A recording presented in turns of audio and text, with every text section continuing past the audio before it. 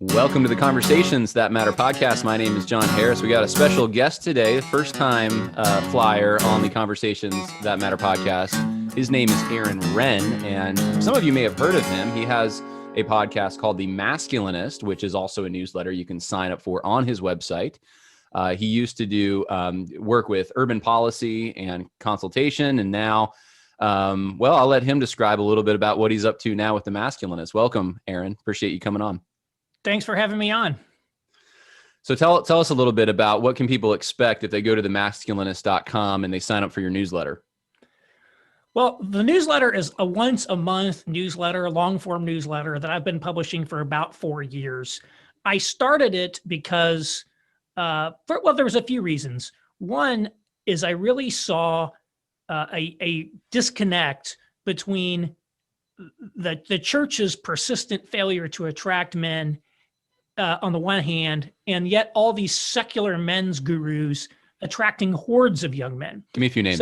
Secular guys. Jordan Peterson, okay. Joe Rogan, all the way down to, originally I was pretty struck with these guys in the manosphere. Say a guy like Mike Cernovich, for example. Originally, Milo Yiannopoulos was a guy, if you know who he was, that's a blast from the past. Yeah. I mean, hundreds of thousands of people were following Milo, especially a lot of college kids. You know, there would be all these different like political rallies during the 2016 election. And you still can on Gab. You can follow him now. I didn't know that. And he, I just go up to people on the street, and do young people and just who look like they had Trump gear on or whatever. And I say, do you guys know any of the following people? And I start off naming names. Always they knew who Milo was, always. So it was one of these things where like, that guy had a huge following. And I'm like, why are guys like that, have so many men following them? And you'd even put a guy like Ben Shapiro in that category as well. He's more of a political figure. And yet there hadn't seemed to be really an equivalent to that in the church. The church wasn't reaching men, and the attempts at reaching men for people like, say, Mark Driscoll tended to blow up badly. So that was one reason I really felt like, the church was not being competitive in reaching these people. And in part, as I studied it, I realized, I said, I feel like a lot of what's being taught in this conservative, reformed evangelical world, just inaccurate. And so I wanted to set the record straight. There's also the fact that, the people talk about like deaths of despair and opioid deaths among kind of working class and declining life expectancy. And I did a lot of work in my urban policy, kind of realm with Rust Belt cities in the Midwest and a lot of these post-industrial communities. And a lot of their problems are not necessarily economic problems. They're more spiritual problems or personal problems. And that's where you're from, right? Right. Yeah. I'm from rural Southern Indiana. And so I do believe there's economic policies we need to change, there's public policies, but I really kind of wanted to say we need to actually reach people, first and foremost with the hope of the gospel here. And so I wanted to get upstream of that. So there was a lot of things going into it. So I started this newsletter and it just went from there. I started with 35 people and it just grew to now there's thousands of people on it. So it's been quite a ride. Well, you're a brilliant guy. I mean, I've read, people have sent me your newsletter and I've read it and I've listened to some of your podcast work and stuff. And it's, I'll let you describe kind of what level would you say educationally, would you say what you talk about is kind of on a college level, high school level, mixture? What do you think? Yeah, it's definitely targeted at college level people. I do have sort of like, rank and file guys that I'm trying to reach, but a lot of the people that I'm reaching and trying to reach are like pastors or they're theologians or they're, teaching in seminary or they're other kind of thought leaders. That's really the target market. Because I feel like especially with like the working class people, the issue I think is not that we have some deficiency of democracy in our country such that populism is really the answer. I think our problem is our elite are off base. Yeah. We need reform. We need reform in the elite. We need restructuring of the elite. And so I'm trying to reach in essence the intellectual class of the Christian world and talk about things like, hey, you're wrong in the way that you're talking about concepts like servant leader, for example, and to also give them frameworks to understand the world that we live in. In this 21st century, America is radically different than even 1990s America. And I feel like part of the problem with a lot of these churches and pastors is they're sort of grappling to try to figure out how do we live as Christians, as the church in the 21st century. Right. And, so I do a lot of frameworks and analysis around that as well, which, I really draw on my consulting background for that, because that's what you do when you're a consultant. So, well, what do you make of this kind of gap that the intellectuals, I should say the elites, have kind of left us, where, just going back 50 years even, you can see a remarkable difference when you had even, Billy Graham was on talk shows because he was considered part of the establishment, part of the right. Elite, even though his role was much more to working class. He set an example, and so did even just businessmen. There was sort of the way they dressed, everything they did, they had to set kind of a standard. What happened to all that? Yeah, it's a little challenging to figure everything out. But I would say people were talking about the fact that the elite of America were becoming essentially detached from the mass population base for quite some time.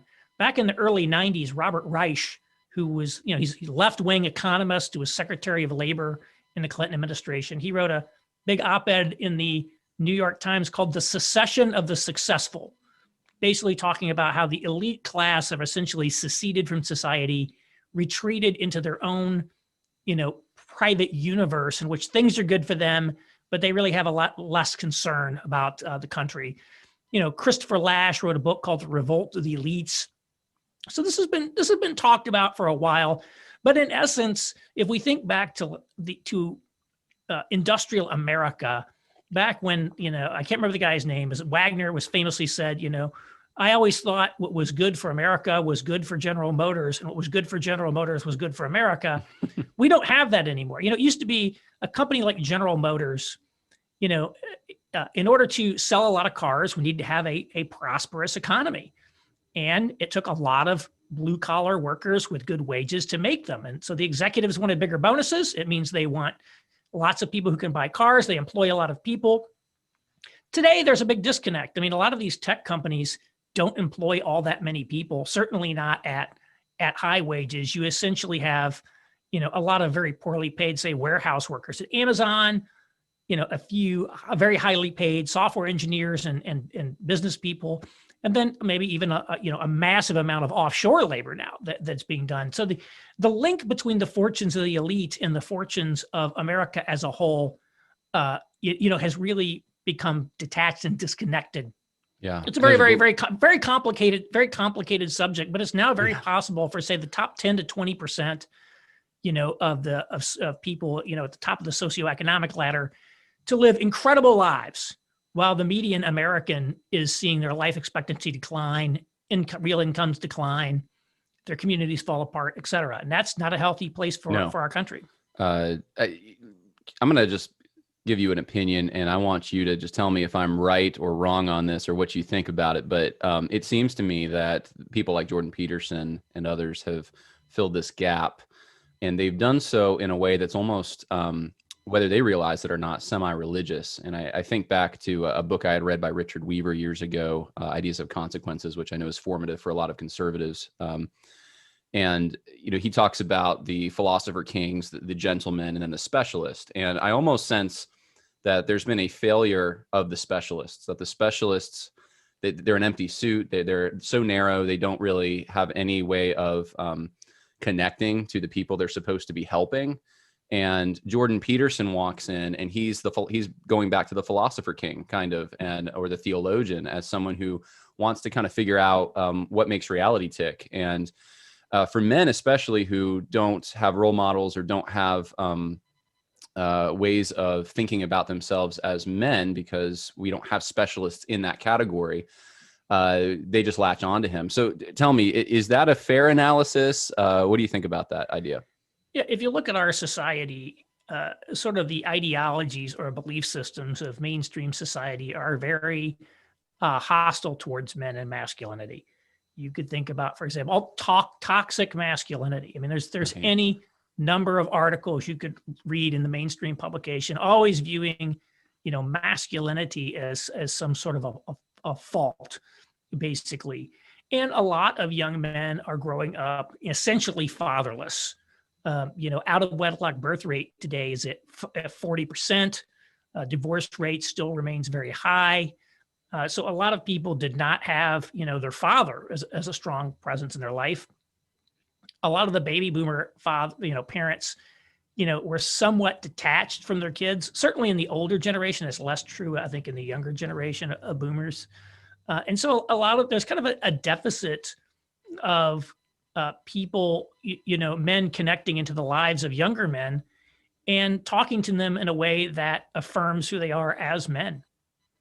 And Jordan Good point. Peterson, I think one of the biggest things that's different between, say, a Jordan Peterson and a Mark Driscoll or a Matt Chandler.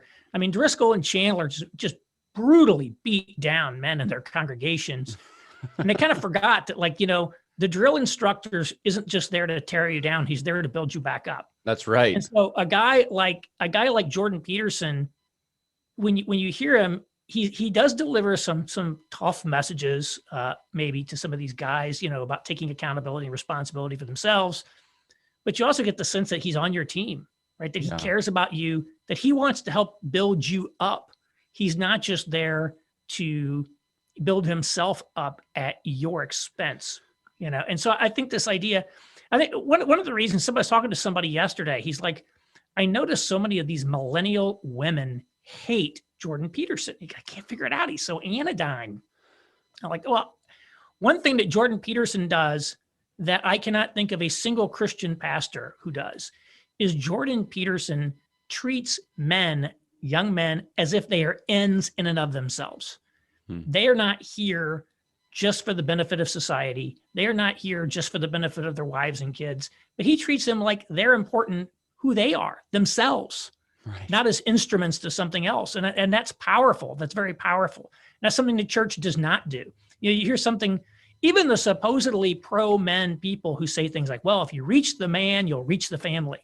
Yeah. You'll hear that a lot. Well, what is that really saying? It's like, I'm not here to reach you. I'm here to reach your family. And you're just the vector that I'm using in order to do that. And I'm not saying that's what they're thinking consciously, but there's a lot of that embedded in it. And all of the talk about servant leader is really essentially about, and I'm thinking about this a lot. Nowhere do you see in evangelical teaching the idea that a man has any legitimate right to assert his self-interest or preferences in any situation. It's pretty astonishing to think about. And, Peterson, guys like that don't do that. They don't talk to men that way. Talk to me, if you would, about two things. You mentioned servant leadership. Something else you didn't mention, though, I'd love to hear your thought on the modern patriarchy movement, if you want. I don't know how to label this, but there's sort of an under current of men who want to be men, but they often do so in these, I'm just going to stereotype it. I'm not saying this is my assessment. I'm saying this is the assessment a lot of people have of this.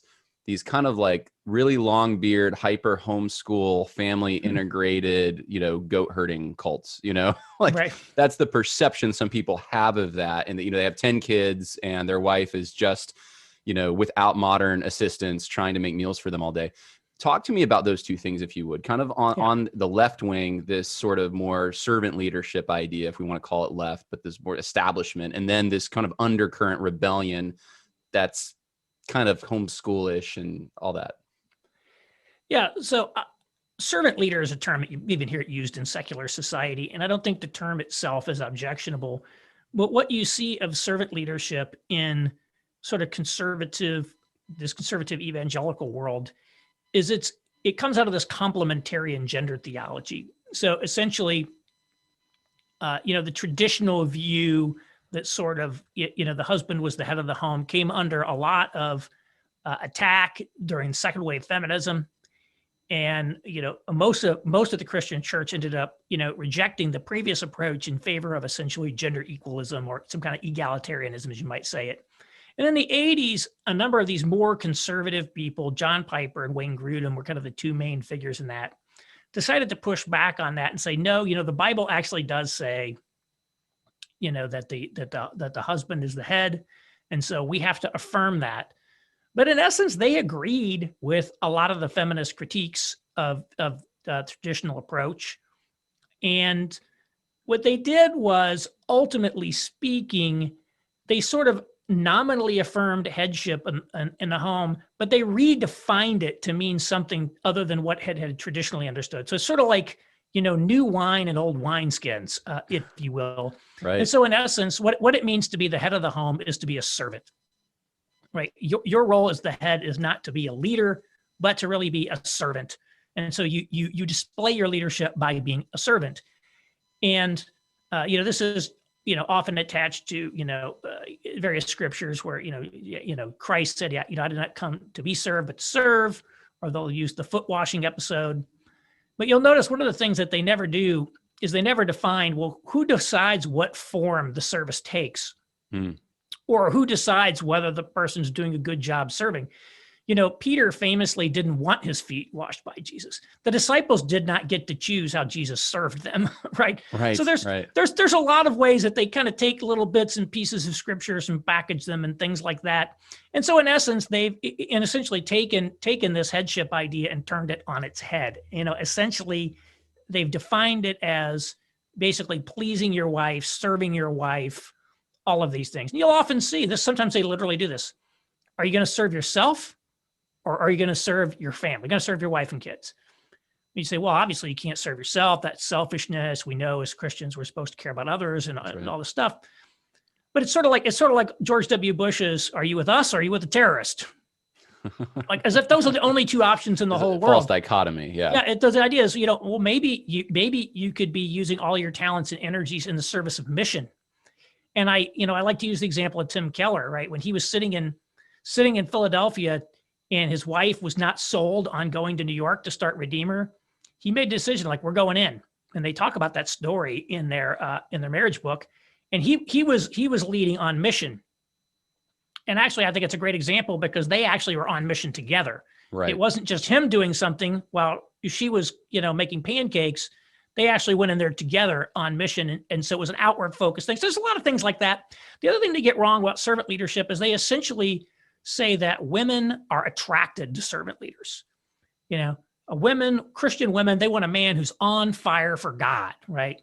They want this guy on fire for God, who's, kind, conscientious, emotionally affirming, all of these things. Plays a good acoustic guitar. Yeah. All that sort of stuff. And, the truth is they sort of conflate two different sets of criteria. Criteria one is, what makes someone a good marriage match?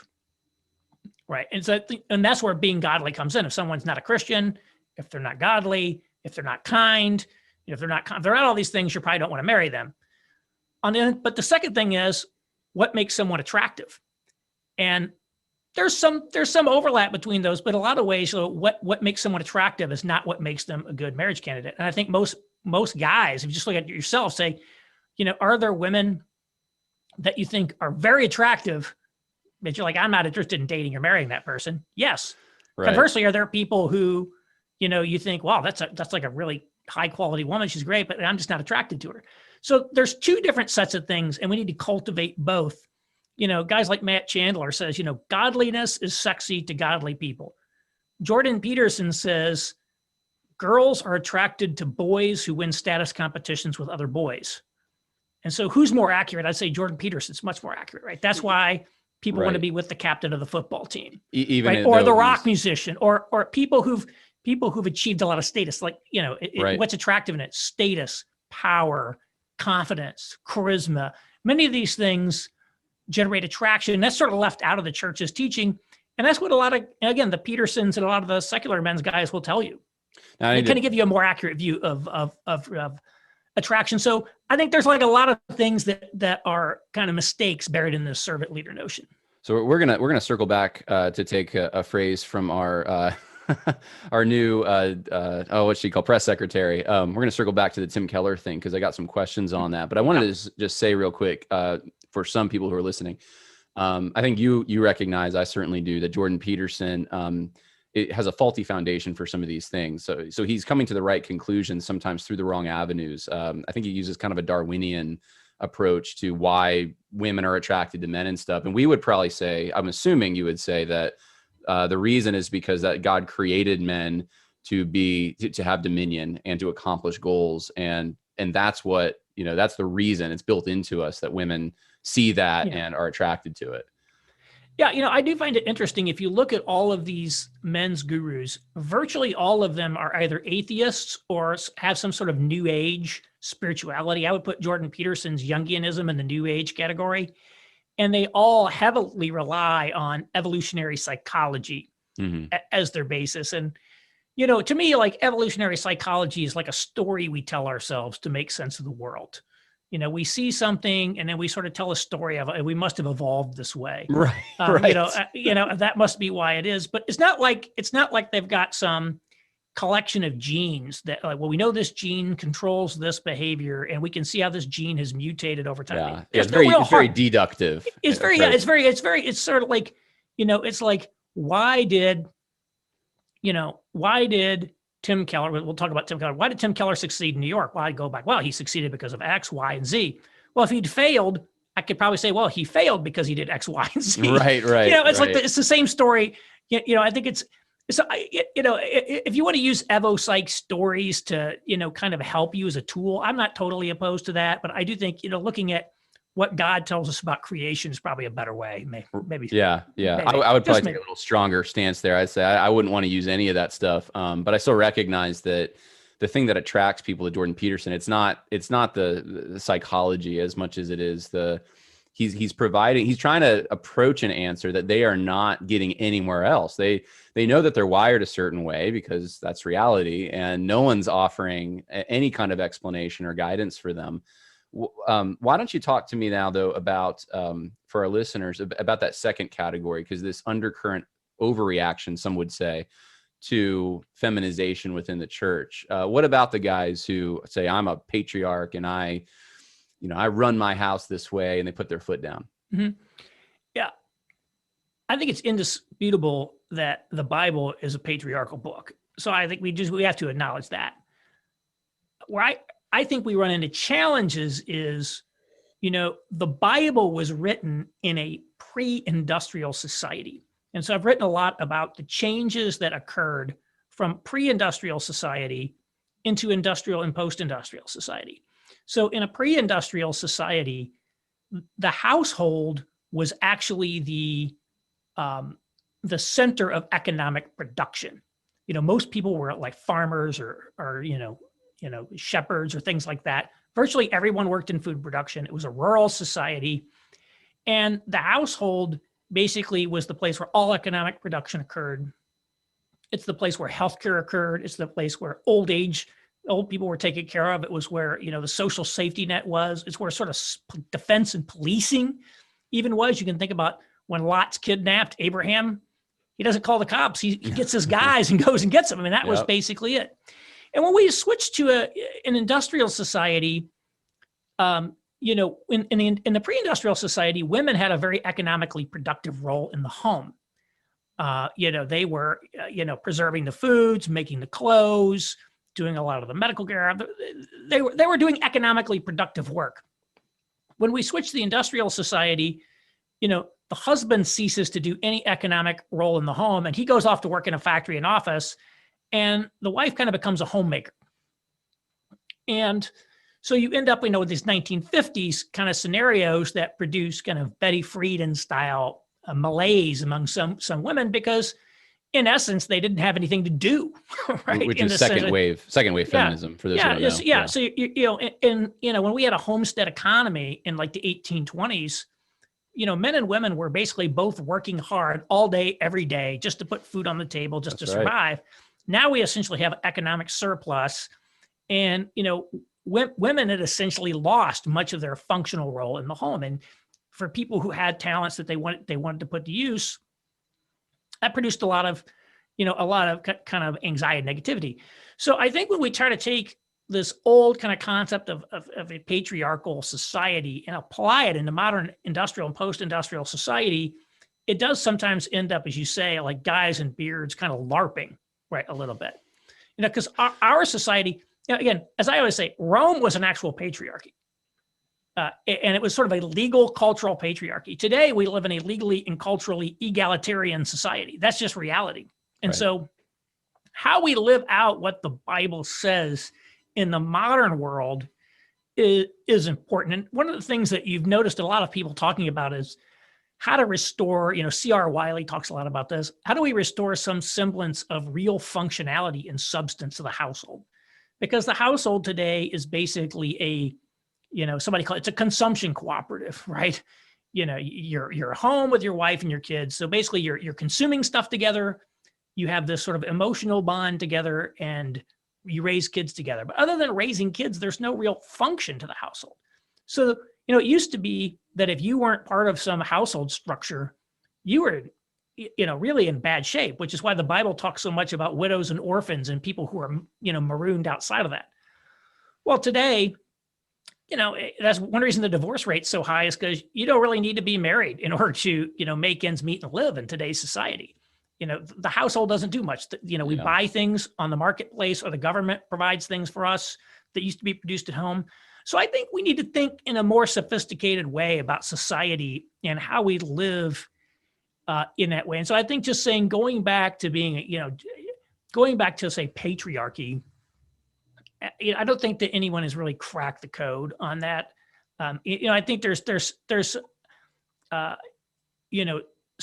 something admirable if someone says, the Bible says this, and so I'm going to embrace what I believe the Bible's telling me. I actually have a lot of respect for fundamentalism because it's like, hey, God said it, I believe it, that settles it.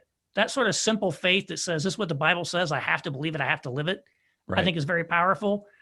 But it's also the case that, a lot of times in our society, it doesn't necessarily provide a lot of guidance in how to live in our society. So I think how to live out the Bible's kind of commands in today's world is really a big challenge because our world is so different from, say, the world of Proverbs 31. Yeah.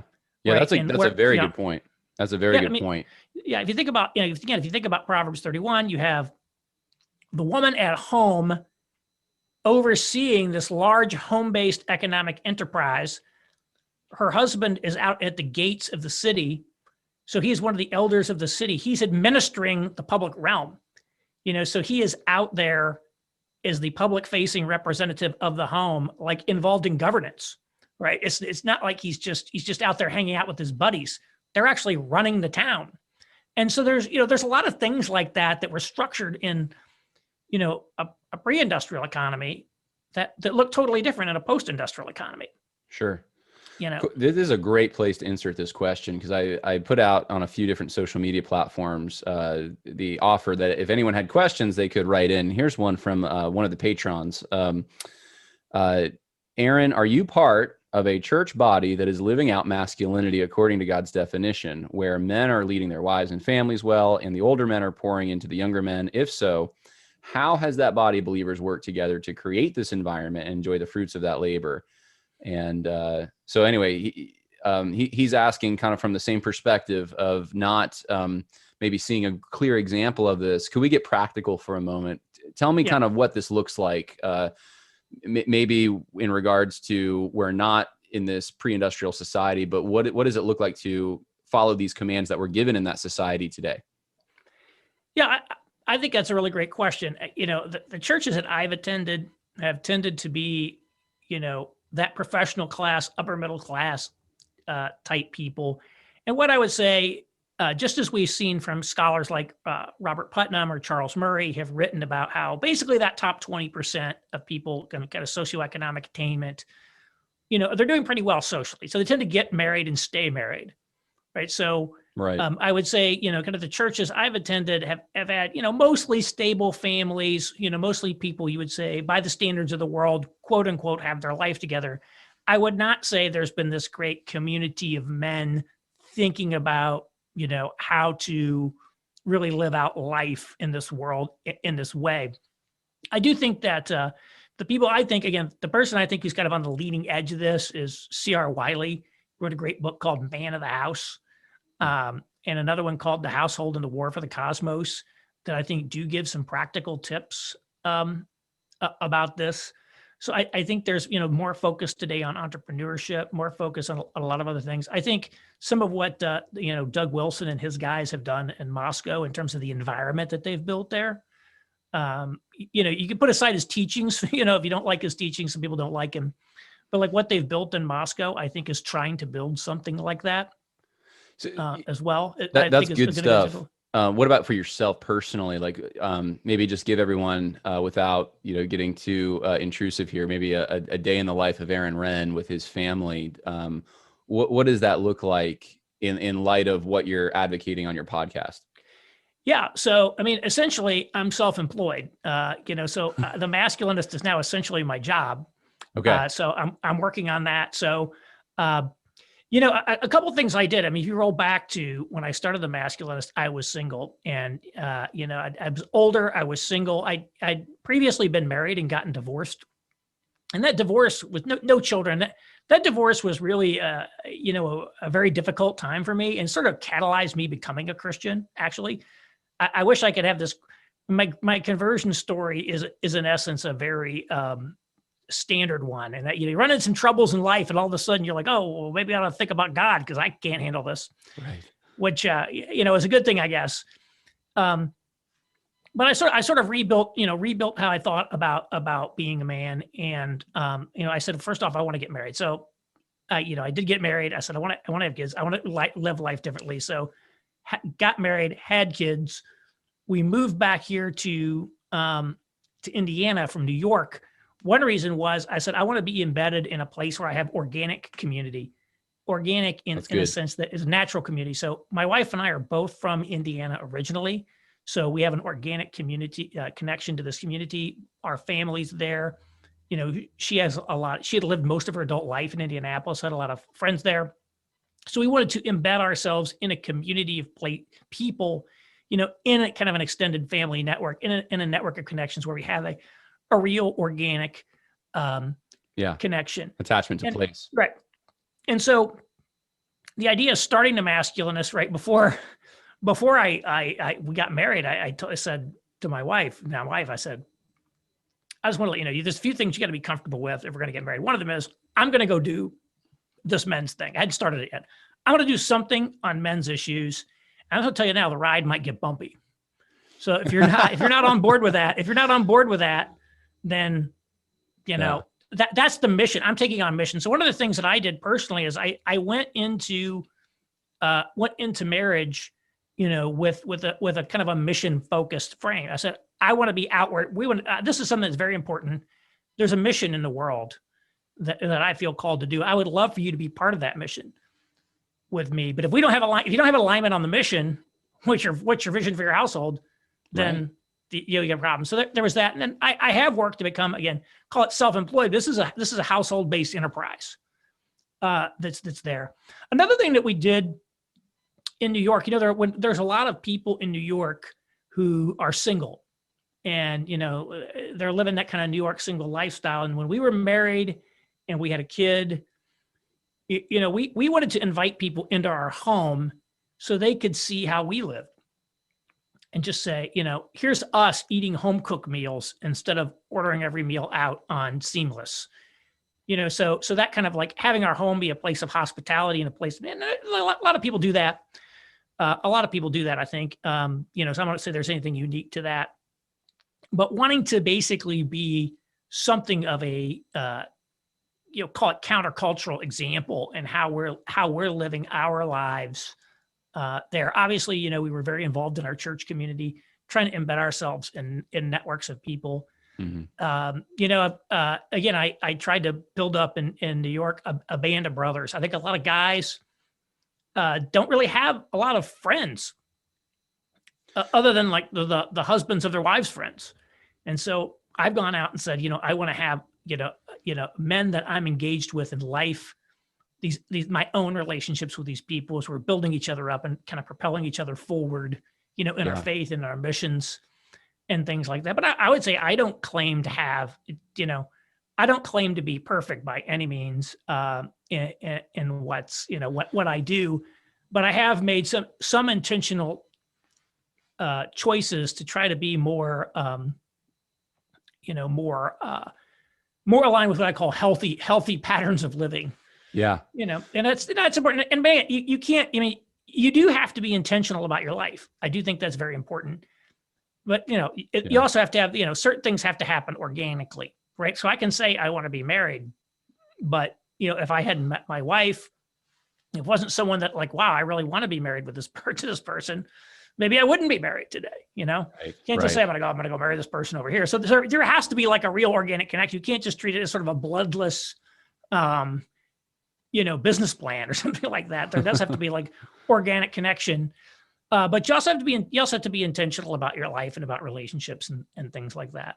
A few years ago, when I was living in the place where I had grown up, I had a number of guys I was friends with, and in fact, just the other day, someone was asking me about, how many weddings were you in, John? And I couldn't remember how many weddings I was a groomsman in, because I just had so many friends that were guys. But one of the things, we'd often do, and it's kind of dawned on me that I didn't plan it this way, but it wasn't like there was some men's ministry, like an official program in a church that just, bound us together because, we sat listening to someone lecture on scripture. It was organic, as you said, and in doing a lot of things guys like to do.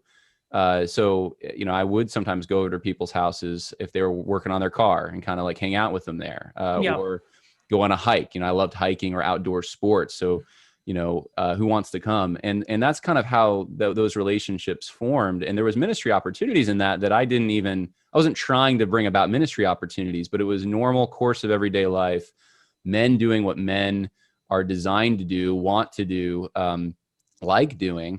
And I just, I kind of thought, wow, this is almost like revolutionary, even though it shouldn't be. This is just normal. Why aren't, pastors and church leaders, more of them at least, kind of tapping into this? Because I think Jordan Peterson kind of taps into that intellectual desire men have to sit around and, we think of Spurgeon with his cigar talking about these big ideas. Well, there's men who like to do that. And it sounds like that's kind of what you're tapping into as well in some respect. Why is it that Christians in general, or churches, church leaders, they don't have this kind of embedded in them? They almost want to do something extra for the men that doesn't even fit the men, to try to attract them, when we know that that's usually a disaster. What is it about that? Why this deficit? Yeah, that's a good question. I will say our society used to have a lot of spaces where men naturally formed relationships with other men. So, for example, it used to be common that men served in the military. That used to be standard. Almost everybody went to the service at some point. Not true anymore. Far few people in the military. There used to be a lot of essentially all men's clubs, which could be some kind of fraternal society. It could be major kind of downtown city clubs. There were a lot of all male organizations. 99% of those have gone, co-ed, if you will. They've essentially, they've been relentlessly attacked. So you can think about a golf club like Augusta National. I think the New York Times literally ran hundreds of articles attacking Augusta National for being an all-male club. And so you're essentially almost not allowed to have an all-male organization today. There's still plenty of all-female organizations, right? They created this all-female kind of club called The Wing. You may think it was called The Wing or something like that. And so there are a lot of organizations and things catering to women, but if it's a male space, so essentially all the places where, men might have naturally come together, like at the Masonic Lodge, and you're probably not a Freemasonry. I'm going to guess you're not into Freemasonry. Or the Elks Lodge. Or the Elks Lodge, or any of these places.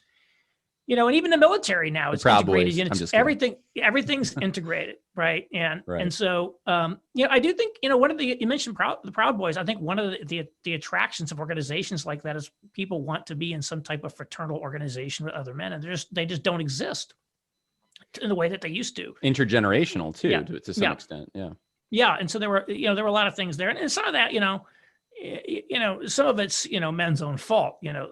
Robert Putnam wrote the book Bowling Alone about the decline of bowling leagues. People still bowl, but league bowling went down. So a lot of the civic organizations went into decline. But there used to be a lot more all male spaces and all male organizations that men were a part of, that they created sort of fraternity. As you know, there's a difference between say a locker room or a boardroom that's all men and one that has women. The social dynamics are going to be different in a completely different. Yeah. Yeah. So it becomes, so that's been one where I think there's been a decline in men connecting with each other. And so that is one thing where I think people try to set these things up. I mean, I'll say church men's programs are, one of the things about them, they may be positive. It is one of the few places where you're sort of like allowed, if you will, to have like a men's ministry in a way that you couldn't necessarily have a men's, secular organization. And there are some good ones. I'm not knocking all of those at all. I'm just, my experience being in many different churches has mostly been when they try to do that, it ends up being not distinctively, not that you have to try artificially, but it doesn't, I don't know. It ends up being a place where men kind of sit and are lectured, or, we're going to tell you how all the things you need to do to memorize to be a man or to learn. And there's not like a free forum there for organically kind of, you know what I'm saying? Yeah, I do. And this sort of idea of how the church can reach men, serve men, and it's a long standing, the church is skewed female, basically since the beginning of the country, at the end of the day. Or you trace it back that far? Yeah, it go by. I think even in like Massachusetts, Puritan Massachusetts, far more women than men were attending church. I do think some of the patterns that I talked about kind of the man bad, women good pattern goes back to about 1800. Yeah. But in England, probably later than that in the United States. But there was always this kind of gender skew and worries about how this idea about industrial society, and there's nothing new about that. So the muscular Christianity movement, I think, was an example with institutions like the YMCA, and even the Boy Scouts were probably part of that. That were like, we have to create these organizations to, supplement, create manly men. Men are kind of becoming feminized in this industrial world. Boy Scouts, party farming. Yeah, so I think and they've had some success. They've come and gone, and so I think there has been that. And it's what it's like this idea that I have all the answers. I do not have all the answers. And people all along the way have been sort of struggling with how to reach men. Right. So I'm not trying to have all the answers, but I'm trying to be. I'm on at least on a search for truth. I think some of the things I can at least know what's Socratic wisdom. I know what's not true. I've learned a lot of what I don't know. Right. It's like, I know that I don't know, but I know that stuff over there ain't true. So which is perfectly fine. You're having the conversation, you're starting the discussion. That's what matters, I think, in all this. And that's what Jordan Peterson does. I mean, I know we've mentioned his name several times. I know there's others, but I want to ask you about kind of the gap in the church, why we're still talking about Tim Keller, John Piper, John MacArthur, Mark Dever, the list goes on. All these guys are boomers. I think John MacArthur is even older than a boomer. Yeah, he would be, wouldn't he? He might be. He's like in his 80s. I think he is. I think you're right. He is older. So these guys, it's aging. We have an aging church, aging leadership in Christianity or evangelicalism, broadly speaking.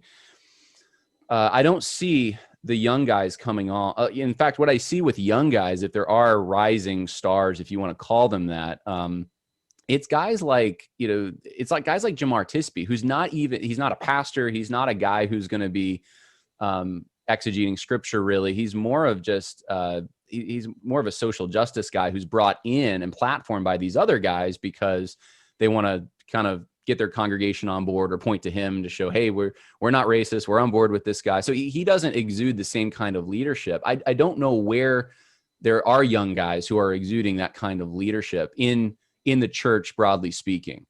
Yeah. Why is that? Well, there are certainly a lot of young, hip megachurch pastors who've done very well. I think what you see is a lot of them are, they're kind of more showmen, okay. And it's like Mark Driscoll kind of fell into that a little bit. It's like they're pastoring a church. They're very charismatic people. They've got big followings, but they're not, nobody's looking to them for intellectual. Right. They're not intellectual. That's what I mean. They're not building institutions, organization other than their church. So, they've essentially, and maybe even Jordan Peterson falls in. He's a boomer, I think. He falls into that, right? He's this charismatic guy who's attracted a large personal following. Yeah, he does have a more intellectual side to him. But I think, these other guys have been looked at really as thought leaders, in essence, thought leaders, and not just thought leaders, but these are the people, who do we look for to see what the church should be doing? Where should it be going? it's that group of people you were talking about. And I think it goes back, a lot of it's generational.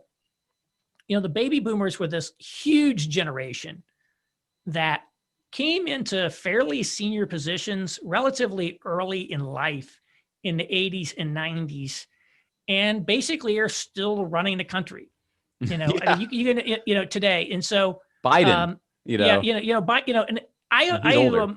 I mean, I sort of draw I kind of divide the baby boomers into two groups: early cohort and late cohort. And culturally, I said the baby boomers, culturally, early cohort baby boomers born 1942 to 1954. And then the late cohort is 55 to 64.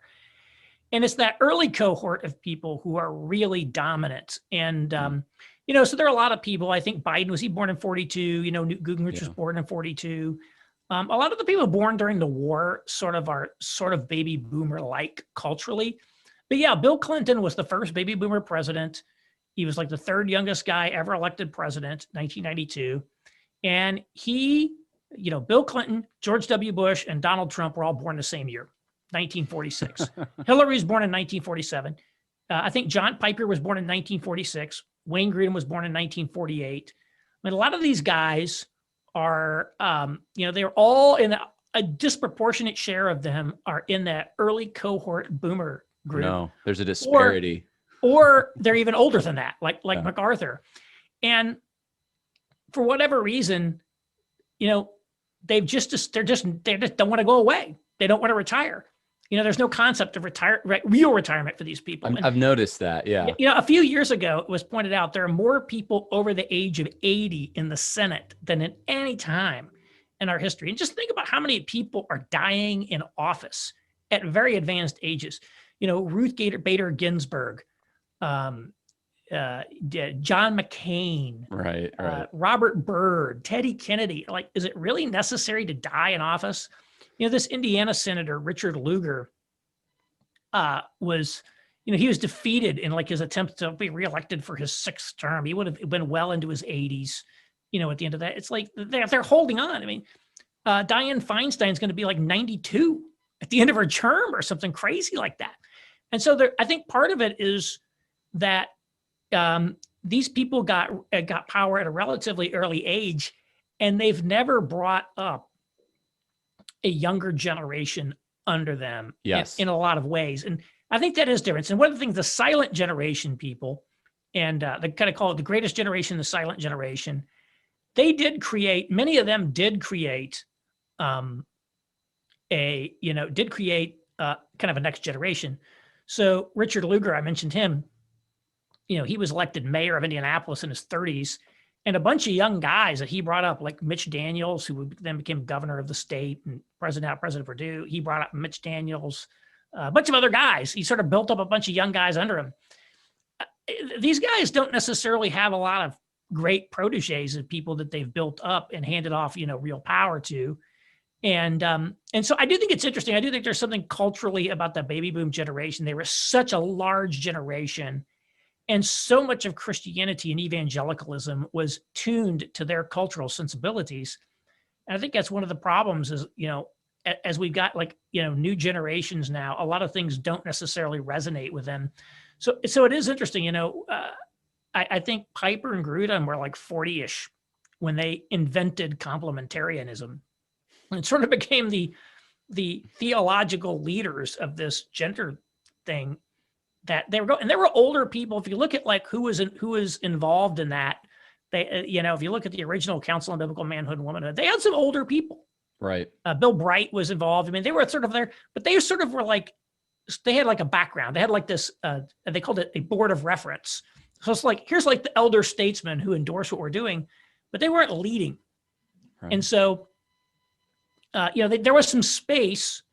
There was some space in there for these guys to become something. But they've just been, they're still the guys you're looking to. It's like people are still, looking at what those guys have to. Not that that's bad, but when there's no next generation, right, that's not good.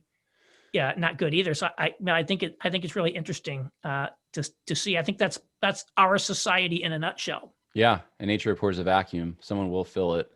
I wanted to to do a lightning round with you, kind of. Let's do some questions from people. Maybe take a minute, tops to answer some of these, and then let's do some word association just for fun. So here's a question. 1 minute. Advice on pursuing a woman. I'm sure you could go longer than a minute, but Well, I say this. One, you actually have to pursue a woman. You can't just wait for lightning to strike. You have to have intentionality about it. I think number one, that means you got to ask women out on a date, right, physically in the real world. Hiding behind one of the things I did said no online dating. Period. I'm not going to do it. I'm not going to tell you not to do it. I'm not going to just say, but there's no substitute, I think, for having the confidence to walk up to a woman and ask her out on a date. And of course, she might say no. She might go nuclear on you, but being a man is you gotta have courage to put yourself out there. And it's good for you. And if you are the high quality Christian man, then if she turns you down, it's her loss. Good point. All right, here's another one. Oh man, this is such a broad I don't even know how to ask this question. Okay. Any practical ideas for exercising virtues? This must be something you've been talking about on your podcast or something, but that's such a broad question. I don't know. Well, I would say read the Bible. What's the answer? Well, I would use virtue maybe in the classical sense of excellences. And so there's, I think we need to be gaining new skills. I try to, I borrowed this from someone else, but this idea is try to learn one new skill a year. And I don't always do that because some skills take you longer than you plan to learn them. But I said, when I started The Masculinist, issue 2, I talked about skills and I said, you know what, I'm going to try to learn French. And 4 years ago, I said, I'm going to start learning French. I took classes in New York. And since I come back, I've continued self-studying and I subscribed to some French publications. I'm not yet fluent enough in French. I really need to go. It would be great. Wouldn't it be amazing if I could live in France for, a year and learn French? But, something like that takes longer than, a year to learn a foreign language. But what are those skills that you're constantly learning and constantly doing to grow? And how do you become more competent in something? I really like that. Developing competences is important. Here's another guy. You've been doing an excellent series on conservatism, and this person wants to know your thoughts on how the evangelical church should move forward in the arena of politics. Can you do that one in a short minute bite? I think the most important thing to understand is evangelicalism got attached to political conservatism, in the late 70s and the early 80s. And essentially there has been a sort of a baptized political conservatism that has become kind of almost like a theological norm within the evangelical church. And the evangelicals have gotten nothing in return, basically, for being the most loyal voting bloc of the Republican Party. And so the question is, are you going to continue supporting people who basically aren't going to give you anything? And so I think there needs to be a rethink of the relationship between evangelicals and the Republican Party and some of these things, especially this reflexive free marketism. Private companies can do whatever they want. No, they can't.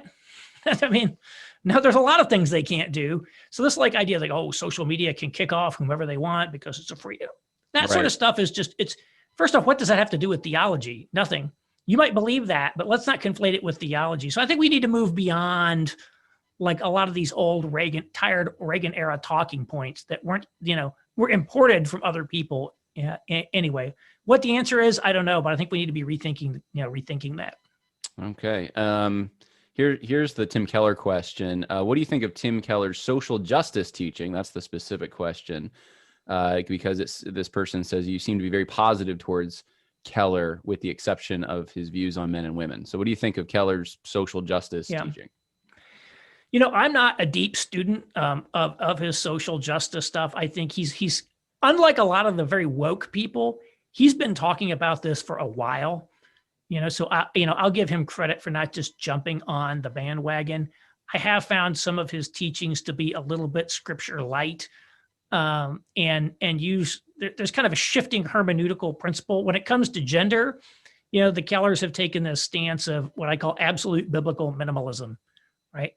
Anything that the Bible does not specifically and explicitly, no wiggle room, prohibit women from doing is allowed. Yeah. So it's this a woman can do anything an unordained man can do. It's does the Bible really say a woman can't do X, Y, or Z? That, all those things. But when it comes to some of these justice issues, the Bible's just interpreted in a very, very expansive manner. So like when Daniel's praying over the sins of his people, that creates a very elaborate theology of, corporate guilt and repentance. So I do think there's like some inconsistent hermeneutics there, so I'm not, that one I think I did find a little interesting to juxtapose between how narrowly they read gender and how broadly they read social justice. But I haven't studied it in great detail. That's just the one thing that really jumped out to my mind. Fair enough. Let's do some word association. So give me a word. 2 words I guess is fine, but I'm going to give you some words for you to describe. So the first one is nationalist. What do you think of? Nationalist. That's a good question. This is like this. I mean, I'm drawing a blank. Like, nationalism. It's a boogeyman. It's a boogeyman. Okay. All right. I like that. How about servant leadership? Bogus. Wage gap. Doesn't exist once you properly adjust for all the factors. Okay. What about toxic masculinity? Undoubtedly, there are men who do a lot of very bad things, but I think it's an oversold concept. But let's not. I know their associations are getting much longer. Yeah. It's like it's hard to. They're getting longer. Let's say mixed reviews. Mixture. Okay, good. Jordan Peterson. Basic. That's a good one. Okay, socialism. A boogeyman. So socialism and nationalism are both boogeymen then.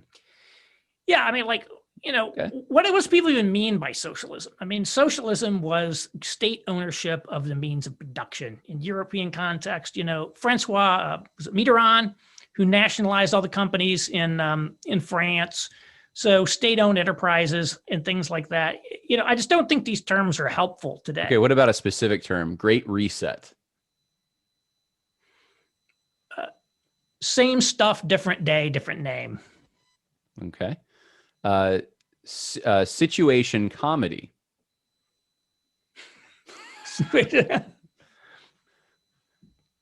No opinion.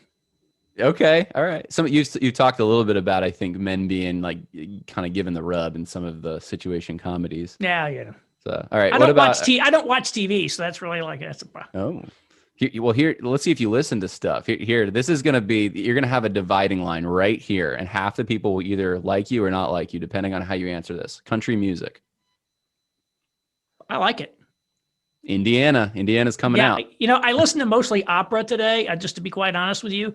But when I was young, I used to listen to a lot of country. So I'd say the '80s country is really more my style. Modern country, I don't listen to a lot of it, but today. But I'm not negative on that.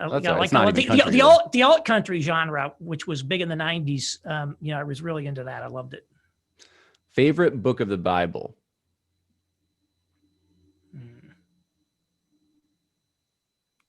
Hebrews. Okay. That's not the most masculine book if I were going to choose a book. Yeah, I would rate 2 Timothy as the most kind of a treatise on manhood. Actually, in fact, I even wrote my own commentary on 2 Timothy. But really? But I do like Hebrews. All right. Well, those are all the words I had for you. And I probably could have come up with more. That was right. Good. I think if people want to find you, they can go to themasculinist.com, and I'm there right now actually looking at it. You got articles, your podcast, newsletter. Anything else you want to tell everyone? No, it's great. Get on the newsletter. That's what I say. If there's one thing you want to do, just sign up for the newsletter. It's once a month, and I think you'll enjoy it. All right, cool. Well, it's been a pleasure. I really appreciate you talking about these things. You're very, in my opinion, you're very sharp, and you do great long form conversation.